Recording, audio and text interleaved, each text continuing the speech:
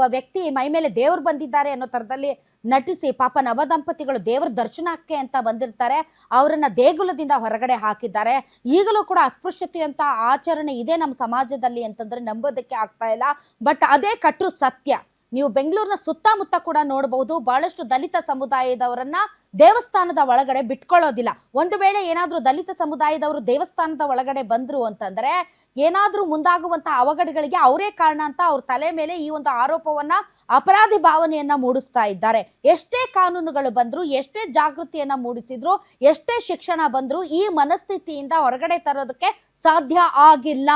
ಹೊರಗಡೆ ಸಮಾನತೆಯ ಬಗ್ಗೆ ಮಾತಾಡ್ತೀವಿ, ಸ್ವಾತಂತ್ರ್ಯದ ಬಗ್ಗೆ ಮಾತಾಡ್ತೀವಿ, ಎಷ್ಟೇ SC/ST ಕಾಯ್ದೆಗಳು ಬಂದಿರಲಿ, ಎಷ್ಟೇ ಈ ಒಂದು ಅಸ್ಪೃಶ್ಯತೆಗೆ ಸಂವಿಧಾನದ ಪ್ರಕಾರ ತಪ್ಪು ಅನ್ನುವಂತಹ ಆರ್ಟಿಕಲ್ ಇದ್ರೂ ಕೂಡ ಜನರು ತಮ್ಮ ಮೈಂಡ್ಸೆಟ್ ಅನ್ನ ಬದಲಾಯಿಸಿಕೊಳ್ತಾ ಇಲ್ಲ. ನವದಂಪತಿಗಳು ದೇವ್ರ ದರ್ಶನ ಅಂತ ಬಂದ್ರೆ ಅಂದ್ರೆ ಸವರ್ಣೀಯರಿಗೆ ಅಷ್ಟೇನಾ ದೇವ್ರಿರೋದು? ದಲಿತರಿಗೆ ದೇವರೇ ಇಲ್ವಾ?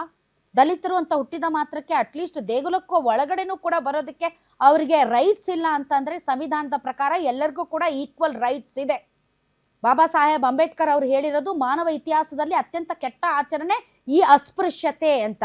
ಸೊ ಶಿಕ್ಷಣ ಮತ್ತು ಕಾನೂನು ಹೋರಾಟದ ಮೂಲಕ ಇದನ್ನ ತೊಲಗಿಸಬಹುದು ಅಂತ ಹೇಳ್ತಾರೆ. ಎಷ್ಟೇ ಶಿಕ್ಷಣ ಪಡೆದಿದ್ರು ಕೂಡ ಈ ಅಸ್ಪೃಶ್ಯತೆಯನ್ನ ಶಿಕ್ಷಣ ಪಡೆದಿರೋರು ವಿದ್ಯಾವಂತರೇ ಪಾಲಿಸ್ತಾರೆ.